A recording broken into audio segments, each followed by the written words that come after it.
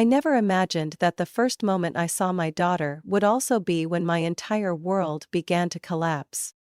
After 20 hours of agonizing labor, I barely had 3 minutes to hold my child before my husband, Tyler, snatched the birth certificate from the nurse's hand. With a cold, emotionless face, he uttered words that left me stunned. "Her name will be Margaret, after my mother, not that ridiculous name you chose." I gripped the edge of the hospital bed, my body still trembling from pain, but his words struck even deeper. I whispered, "No." But Tyler didn't even glance at me. He just smirked and shot me an empty look, as though I didn't exist. Then I heard the nurse standing beside me. Her voice was soft, yet as cold as steel.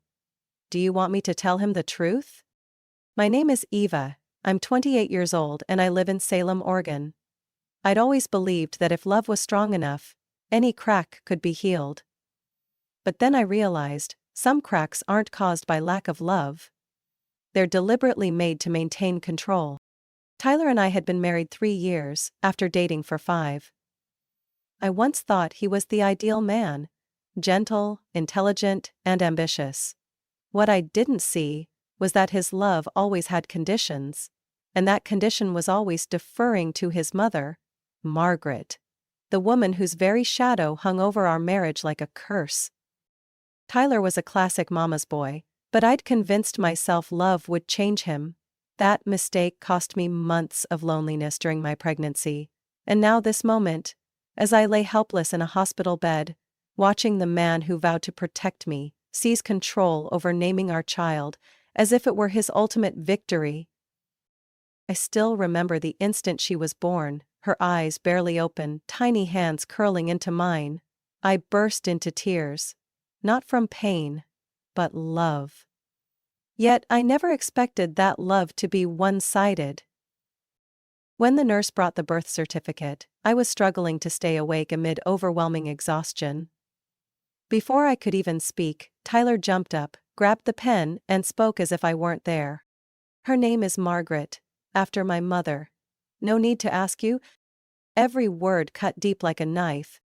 "You can't decide alone." I tried to protest weakly. He turned, sneering. "You just gave birth, you have no say in anything." My blood froze, and my chest felt crushed under a heavy weight. I wanted to scream, but my body was too weak. Just then, the nurse, a woman in her 50s, hair streaked with gray and eyes sharp, looked at me and leaned in slightly. "You want me to tell him the truth?" I stared at her blankly, confused. What truth? But her eyes held certainty and anger. She knew something I didn't. The room became unbearably silent. Tyler was still busy writing the name, oblivious to the changed atmosphere. "What truth?" I whispered. My eyes locked onto the nurse.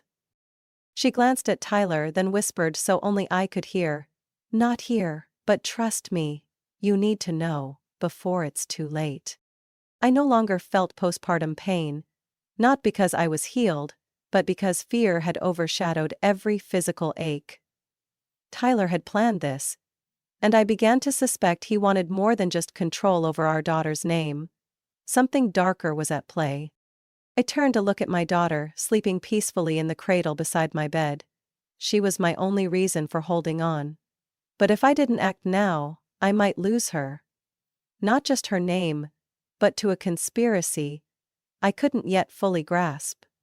The nurse gently squeezed my hand, silently promising support. "When he leaves the room, I'll tell you." And at that moment, I knew only one thing. Everything I'd trusted could be one perfect lie.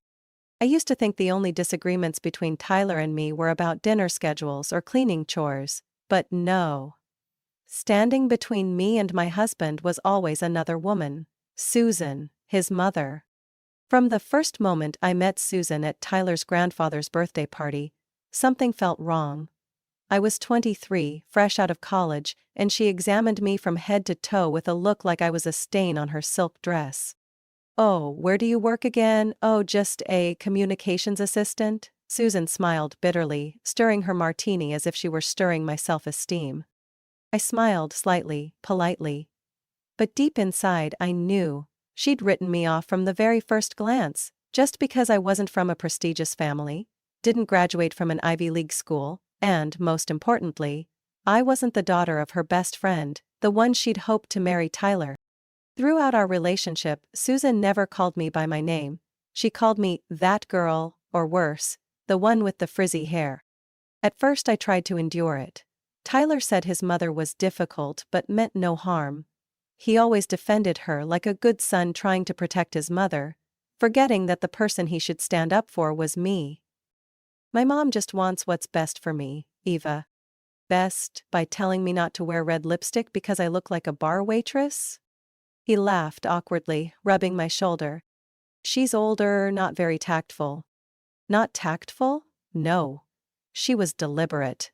Every word, every glance from her was like a tiny needle, continually stabbing me over the years. When Tyler proposed, I thought things would change. I believed that as his legitimate wife, Susan would finally show me some respect. I was so naive.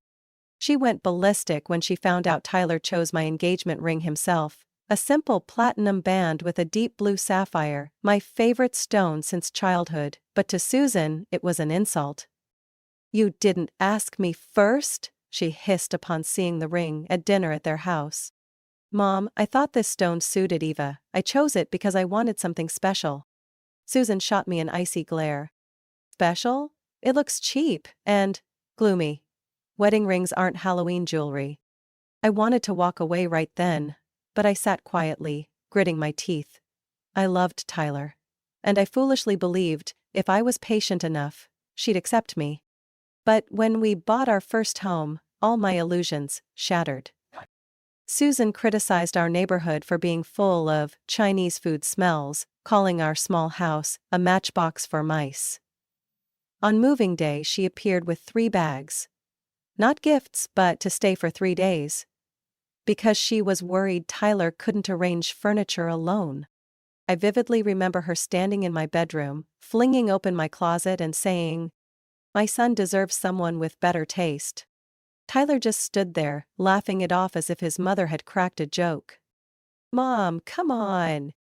I waited for him to side with me, just once. But no. Whenever I objected, Tyler used the same excuse. "You know how my mom is. She loves me, she's just afraid of losing me." I cried one night when Susan called at 1 a.m., just to tell me I should get liposuction after giving birth if I didn't want Tyler to lose interest.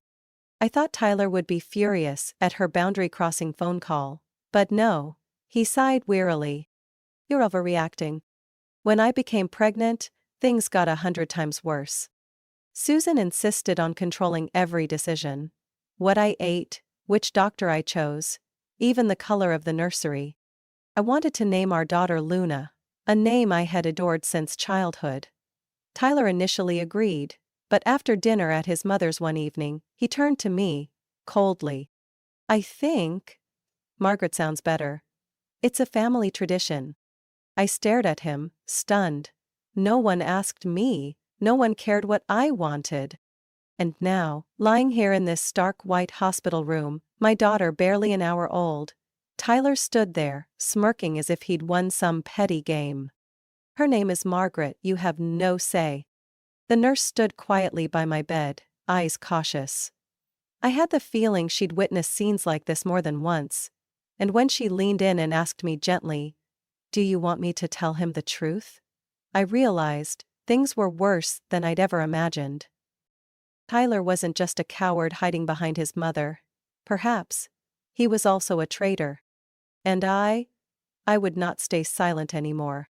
Pregnancy is exhausting enough, but pregnancy under the suffocating supervision of a woman who wants to control even your breathing? That's hell. I found out I was pregnant one March morning, just as spring began in Oregon. The 2 red lines on the test made my heart leap inside my chest. I cried. Not out of fear, but happiness. I imagined Tyler holding me tight, cherishing my growing belly like a treasure. But reality was different. Tyler stood there, staring at the pregnancy test like it was an electric bill. He didn't hug me. Didn't say anything for the first 10 seconds. Then he finally spoke, his tone flat. "Okay. I'll tell Mom." I froze. Not, "We're going to be parents," but, "I'll tell Mom." I should have realized at that very moment that from now on, this wasn't about Tyler and me. It was about Susan and me. 3 days later, she appeared at our house with a thick folder and a meal plan pinned together with a red clip. "This was my diet when I was pregnant with Tyler," she said, as if it were the Bible. I glanced through it, not a single line about fresh vegetables or fruits. Just red meat, whole milk and deep-fried foods. "I gave birth to a perfect son. You should be grateful I'm sharing my secrets." I swallowed my frustration. "My doctor recommended I eat lightly, with lots of fruits and vegetables." "Which doctor?" she interrupted, eyes narrowing. Before I could reply, she turned to Tyler. "You're not planning to let her go to one of those cheap Medicaid clinics, are you?" Tyler didn't speak, he just nodded stiffly. That night, he handed me a list of 3 obstetricians his mother had already chosen. I looked at him bitterly. "Tyler, I already have my own doctor. She's been monitoring my health for over a year." He sighed, as if I were making trouble. "Mom's just trying to help, stop being so sensitive." I began to feel trapped. Susan came by 3 times a week, unannounced. She checked the fridge, criticizing every meal I cooked. Once she even threw a box of strawberries into the trash, claiming cold fruits cause uterine contractions. "If you want my grandchild born prematurely, keep eating that garbage." I was going crazy. But Tyler took her side again. "Mom is just worried about you, Eva. You need to understand that." "Understand?" Oh. I understood perfectly. Susan wasn't worried about me. She was manipulating my entire pregnancy as if I were just an incubator, and the baby was the only product she cared about. 6 months into the pregnancy, I started having strange dreams. In them, I was running from a burning house, holding a child, while Susan screamed from behind, "Give me back my grandchild, she's not yours!" I'd wake up in the middle of the night, my back drenched in sweat, turning to look at Tyler. He slept soundly, facing away from me. We no longer embraced. We no longer talked like we used to. Tyler became coldly distant. He came home late, spoke less, and often avoided eye contact. When I confronted him, he snapped. "You're paranoid because of your hormones." I wasn't a wife anymore. I was a baby-making machine, being controlled remotely from Susan's living room. When I suggested naming our child Luna, Tyler frowned. "That name sounds childish. Mom doesn't like it." "This is my child too, not just your mom's," I said through gritted teeth. He snapped back. "If it weren't for my mother, I wouldn't be who I am. You should be grateful to her." Everything peaked at week 34, when I went alone to a prenatal checkup, because Tyler was busy in meetings. The doctor discovered my blood pressure had spiked, warning of potential preeclampsia. I came home, terrified, and told Tyler. He stared at me, then asked, "Did you eat something Mom warned you to avoid?" I exploded. "Did you even hear what I said? My life could be in danger, and your first thought is that I didn't listen to your mom?" He was silent, cold. No hug, no reassurance. At that moment, I knew our marriage had cracked. Not because of infidelity, but because I had become nothing in my husband's eyes except a shadow beside his mother. I counted down each day to my due date, not out of excitement for my child's arrival but because I desperately wanted to escape the controlling grip tightening around my throat. But I never imagined that the day I awaited would become the day all secrets began to unravel. I never thought I'd have to fight for my right to motherhood. Right here in the hospital, just hours after giving birth. My body was still trembling from 20 grueling hours of labor. I lay there, head spinning, eyelids heavy, hands weakly clutching hospital sheets that still smelled of blood and antiseptic. But instead of holding my daughter in my arms, I watched Tyler, the husband I once trusted, quietly stand up, snatch the birth certificate form from the nurse's hands, and begin writing, as if I didn't exist. "Name, Margaret Quinn," he read aloud in a firm voice, without even bothering to ask my opinion. I struggled to sit up, pain slicing through my body. Tyler, stop, we agreed on Luna. He didn't even turn around. You're not clear-headed enough to decide right now, get some rest. At that moment, the nurse, Maggie, a middle-aged woman with eyes sharp as razor blades, stepped firmly between us. She took back the documents from Tyler, gripping them tightly, her expression stern. I need to confirm the identity of both parents before completing these papers. Tyler frowned. I'm the child's father. That's enough. Maggie didn't back down.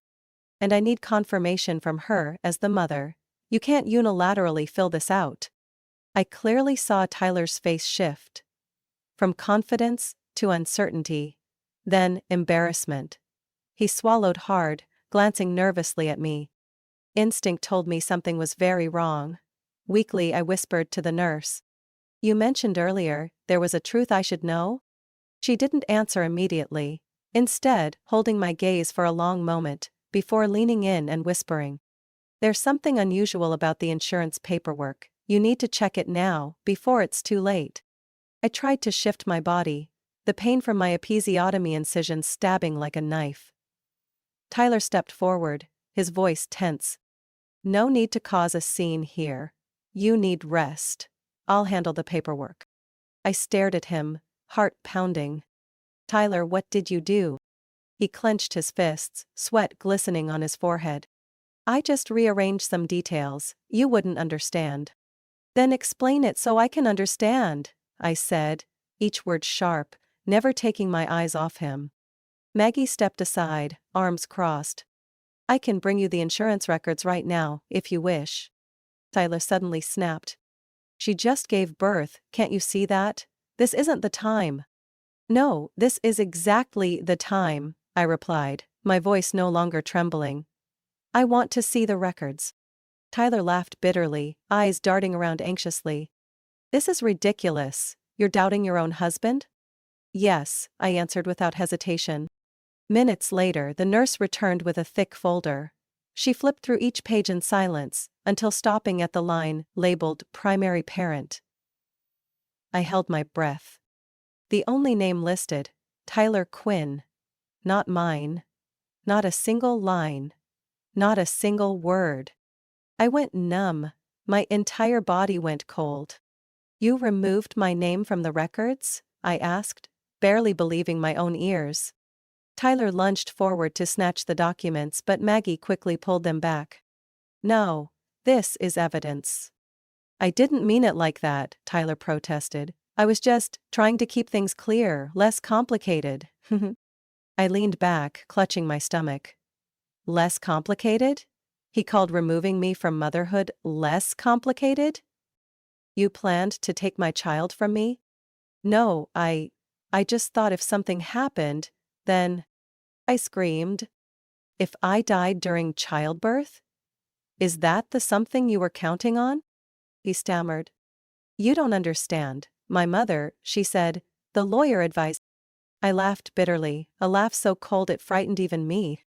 Ah, Susan again. Your mother had her hand in this, didn't she? Nurse Maggie gently placed her hand on my shoulder and whispered. I'll report this to hospital management, and to your attorney if needed. Tyler stepped backward. His eyes had lost their confidence, they trembled. He looked at me as if, for the first time, he no longer held control. I wasn't trying to steal our child.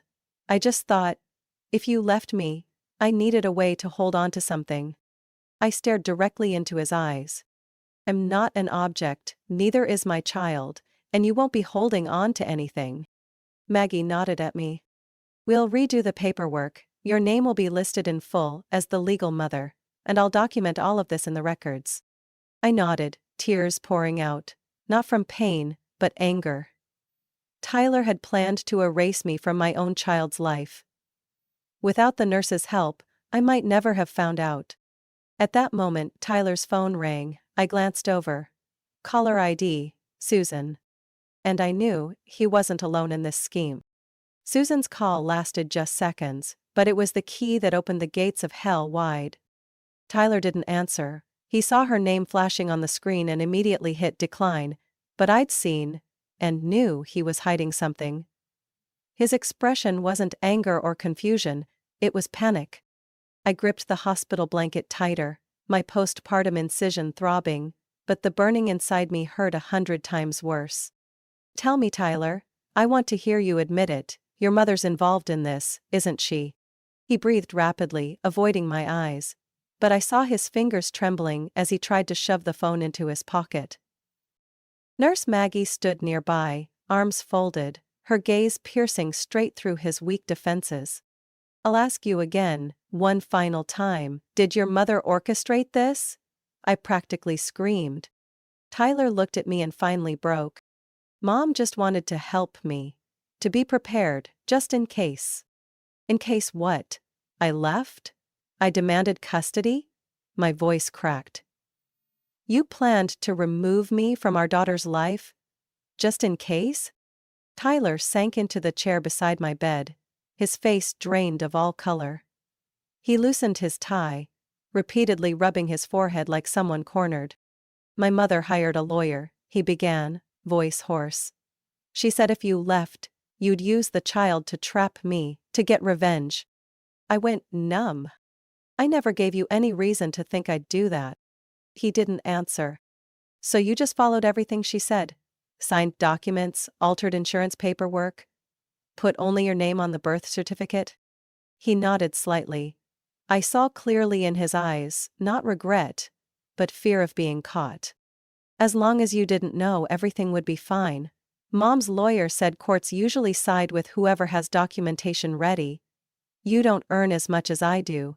If we divorced, I'd have the advantage." I choked back tears. "So you erased my name from every document. You made me a stranger to my own daughter because of money and lawyers?" "Because my mother said it was the only way to protect me." I felt my heart skip a beat. "And what's the real motive?" I fixed my eyes on him, determined to pierce through his final mask. He stayed silent. But I wouldn't let go. "Tell me, Tyler. Why does your mother hate me enough to take away my right to motherhood?" He leaned forward, bracing himself against some invisible pressure. "Because you never respected her." I laughed, a dry, hollow laugh that silenced the room. "Never respected her? I tolerated every insult, every time she barged into our home uninvited, every dinner where she called me the housemaid with a degree. I stayed silent for 3 years, and what do I get in return? A legal trap? She said you were trying to drive us apart. She couldn't accept you rejecting the name Margaret. She said if you didn't respect our family, you didn't deserve to raise my child." I felt like someone was strangling me. "And you? What do you think?" I asked, my voice low. Tyler looked away. "I don't know." "No, you do know. You know exactly. But you chose to listen to her. You chose to deceive me. You betrayed me while I was pregnant with our daughter." I was no longer crying. My anger had surpassed the pain. Maggie spoke up, her voice as hard as steel. "We'll redo all the paperwork. Eva will be the legal guardian. The old records will be sealed pending investigation for fraud." Tyler shot to his feet. "No! You're destroying my family." I looked at him, eyes cold as ice. "You destroyed it, Tyler, no one else." Right then the door burst open. Sophie, my older sister, rushed in. "Eva, are you all right?" I nodded but kept my eyes locked on Tyler. Sophie glanced at him, then back at me, suspicion in her gaze. "What's going on here?" I didn't answer. I said only one thing. Voice firm as stone. "Call the lawyer, right now." Just as Sophie finished calling the lawyer, Tyler's phone vibrated again. This time it wasn't Susan. Another name flashed clearly on the screen. Brielle, with a red heart emoji beside it. I saw Sophie glance quickly, her expression changing instantly. "Who is Brielle?" she asked through clenched teeth. Tyler panicked, trying to shove the phone back into his pocket, but Sophie was faster. She snatched it away right in front of him, said nothing else, and unlocked it with his fingerprint. I remained seated on the hospital bed, clutching my daughter, feeling as though someone had sucked all the air from my lungs. I knew Tyler was hiding something, but I never imagined that. "Oh my God!" Sophie gasped, her voice shattering in shock. I swallowed hard. "What is it?" She turned the screen toward me. And I saw it. Messages, an entire thread. A conversation filled with innuendo, flirtation, and cruelty that made me nauseous. "I can't wait until she's gone so we can finally be together. After the baby's born, everything will be fine. Mom said as long as I have the paperwork, she can't claim any rights. She'll be left with nothing. She'll have no choice but to leave." My hands trembled violently. "You're having an affair?" I stared straight into Tyler's eyes, but he looked away. Sophie continued scrawling. "Eva, I think you need to see this." She stopped at a message with a photo. I looked. And my heart exploded. It was Brielle, the daughter of Nancy Wilkins, Susan's best friend. She'd been to our house a few times, always complimenting Tyler for being such a respectable man, and often texting him about his work projects. I had naively assumed it was just polite conversation. Brielle wore a thin nightgown taking a selfie in bed, accompanied by the words, "Tonight, I wish you were the one lying next to me instead of her." I could barely breathe. "I was pregnant and you were with someone else?" Tyler reached out his hand as if trying to calm me down. "Eva, listen to me, it's not what you think." "Not what I think?" I screamed, my voice echoing in the sterile white room. "You secretly planned to take custody, removed my name from the insurance, and plotted with your mistress to erase me from your life? And you dare say it's not what I think?"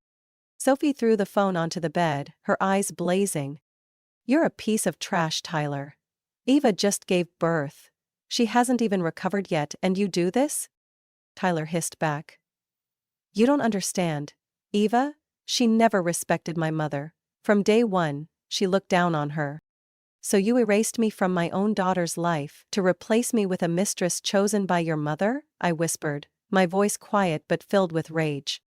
"Riel understands my mother better than you do. She respects tradition. She's willing to share everything for the common good." I laughed bitterly. "No, she's willing to share you, but me? I sacrificed my career, my body, my mental health. For what? To be betrayed when I'm at my weakest?" Tyler took a step forward, his eyes guilty like a child caught in a lie. "I never meant for things to go this far. I was just stuck between the two most important women in my life." Sophie tilted her chin, coldly. "Wrong. There are three. Your mother, your mistress, and your wife who just gave birth. And you chose to remove the only one who never betrayed you." Tyler had nothing left to say. He lowered his head, arms limp, as if every excuse had turned to dust. I slowly placed my daughter into the bassinet beside me, then climbed out of bed. Even as the incision burned painfully, I walked straight up to Tyler, looking him directly in the eyes, each word slicing like a blade. "You didn't just betray me. You betrayed this child too. And I swear, Tyler Quinn, I'll never let you or your mother come near her again. Not as long as I'm alive." He opened his mouth as if to speak, but I'd already turned away. I didn't need explanations from someone who'd gladly sacrifice his wife for twisted loyalty to his mother and cheap personal desires. Sophie turned to Maggie. "We need a lawyer. And complete medical records, documenting everything." Maggie nodded immediately. "I'll contact the legal department and Eva." She turned toward me, her eyes softening. "You're not alone. We'll ensure you have all the evidence you need to protect your daughter." I glanced at my sleeping daughter, her tiny face pink and peaceful, lips curled like a little angel. I leaned down, gently kissing her forehead, whispering, "I'll protect you. At all costs." I never imagined a birth certificate could make my heart twist so painfully. That document, cold, white, merciless, declared, "Ava doesn't exist. Not a mother. Not the creator of the precious life sleeping in the cradle beside me. Just a shadow crossed out. I walked toward the table, trembling with pain from the incision and fury. Tyler watched me cautiously, as though afraid I'd do something reckless. He said, "Eva, calm down. We can deal with this later." I didn't respond. I picked up the birth certificate, held it up in front of him, then tore it cleanly in half. No hesitation, no blinking. Nothing gets dealt with later. You chose to erase me from my daughter's life. Today, I choose to fight back. Tyler froze in shock. Sophie nodded, as though seeing daylight after a storm. Nurse Maggie tightened her lips, silently collecting the remaining paperwork, like a soldier prepared to defend the final line. I turned to Maggie. "I want to redo all the paperwork, with my name, with the truth." She nodded firmly.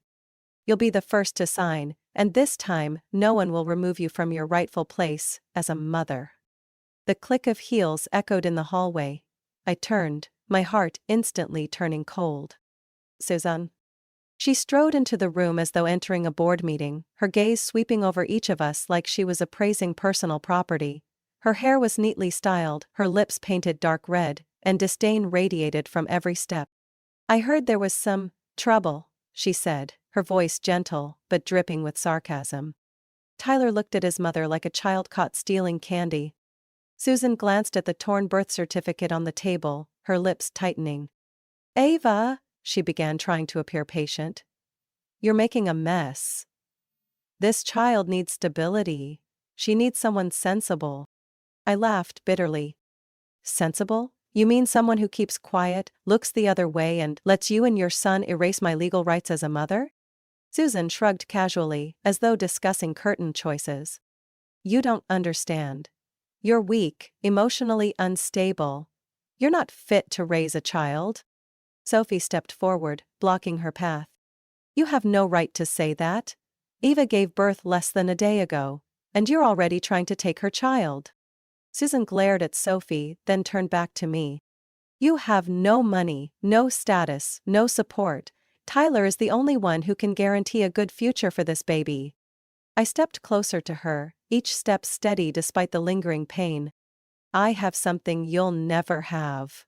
Genuine love for her, not control, not ambition." Tyler stood between Susan and me, his gaze flickering nervously, face pale like someone suddenly exposed to harsh light. I stared directly at him. "Now's the moment for you to choose. Your family, or the truth. Your mother, or your daughter having both her parents." Susan cut in sharply. "Tyler, don't listen to her. I've sacrificed my entire life to get you here. Don't betray me for a woman who doesn't know her place." Tyler staggered back. I expected him to bow his head, to give in again. But this time, his gaze fell on Luna, our daughter, sleeping peacefully in her crib. For the first time, his eyes softened, his shoulders dropped. "Mom," he whispered, choking up, "I can't do this anymore." Susan spun around. "What?" "I was wrong. It went too far. I didn't think Eva would ever find out, but now I know what truly matters," she shouted. "Tyler, are you throwing everything away for a moment of weakness?" He turned toward me. "I'm sorry." I didn't forgive him, but at least I knew I'd just won the most important battle of my life. Not because Tyler suddenly woke up, but because I was no longer afraid of them. Susan gripped her handbag tightly, her eyes blazing. "You'll regret this. She'll destroy your life, she'll make you a failure." Tyler lowered his head, for the first time not fighting her, but for the first time not obeying her either. Susan turned sharply, storming out, leaving behind a room heavy with shattered pieces. I watched her leave, then turned to Nurse Maggie. "Now we start again. This time, with the truth. With my name legally recognized as Luna's mother." Maggie smiled gently. "We'll follow every procedure correctly. And no one will erase you again." I signed my name on the new birth certificate with hands still swollen from childbirth. But my heart was lighter than it had ever been since entering this marriage. Beneath the words, "Mother Eva Morgan Quinn," everything stolen from me was finally restored. No more false names, No more schemes. No more invisible control Susan had wielded around my neck like a rope. It ended here. But rebuilding my life?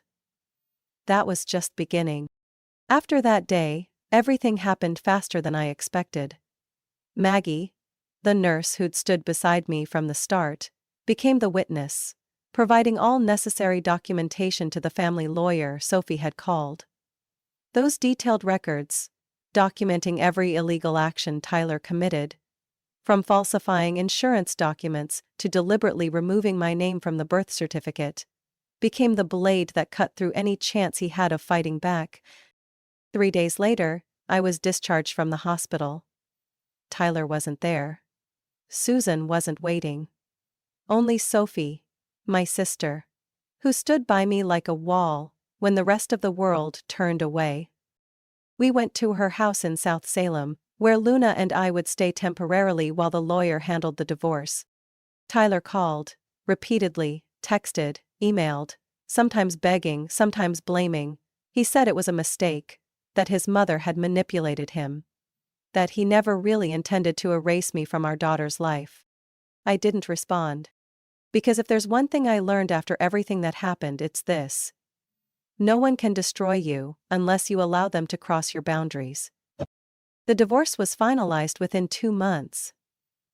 Thanks to the evidence gathered at the hospital, along with testimony from Maggie and Sophie, the court granted me full custody of Luna. Tyler was allowed visitation rights, but only supervised, and he never once dared show up after the verdict. I heard Brielle left him. She disappeared without explanation as soon as she realized Tyler wouldn't get custody or a share of assets, since our marriage records showed clear signs of abuse. As for Susan, she called once, her voice calm, still trying to use her model mother-in-law tone as though nothing had happened. Ava, we both made mistakes, but Luna is still my granddaughter. I hope you can understand and forgive. I smiled softly. I forgive you, but you'll never see her again. I blocked her number immediately afterward, and blocked all of Tyler's relatives too. I didn't need false sympathy from people who stood silently while I cried out helplessly. 6 months later, I officially changed my daughter's surname, Luna Morgan, no longer carrying the name of the man who tried to erase her mother's existence. I rented a small apartment near downtown, close to daycare and my new workplace. The job wasn't glamorous, just an internal communications position at a real estate company. But I did it well. I made money. I raised my child with my own 2 hands, and dignity no one could ever strip away. Each morning I dressed Luna in tiny clothes, kissed her forehead, and saw clearly in her eyes something I thought I'd lost. I was still tired, still had nights when Luna cried endlessly, when I couldn't sleep, moments when I was so exhausted that I just wanted to sit on the floor and cry. But I had no regrets. I chose my daughter, I chose myself, and that was the best decision of my life. One afternoon, when I picked Luna up from daycare, her teacher handed me a messy drawing. A colorful picture, a mother holding a little girl, surrounded by blue sky and bright sunlight. The teacher said, Luna said this is her mommy. She said mommy is her protector. I held the drawing, my throat tight. Yes, I protected her, from the very person I once thought would raise her alongside me. Now, as I stand by my apartment window, looking out at the city lights, I no longer see darkness. I'm no longer the Eva who trembled, begging her husband to see her as a human being. I'm Eva Morgan, a mother, a woman betrayed to her core but who stood up again, head held high. And if someone ever asks me if I forgive Tyler, I'll say this. I don't need to forgive anyone. I just need to live a life of my own choosing. Eva's story is a powerful reminder that not everyone who wears the cloak of family has good intentions. When people exploit family ties to manipulate, betray, and strip away a mother's rights, silence is no longer a virtue, it's surrender. Eva chose to stand up, protecting herself and her daughter, despite pain, despite loneliness. She showed that women are stronger than many assume, and sometimes, the bravest act is simply walking away and starting again, for your child, and for yourself. What do you think about Eva's story and her courageous choice? Share your thoughts in the comments below. Don't forget to subscribe to the channel so you won't miss more real-life emotional stories and profound lessons about family.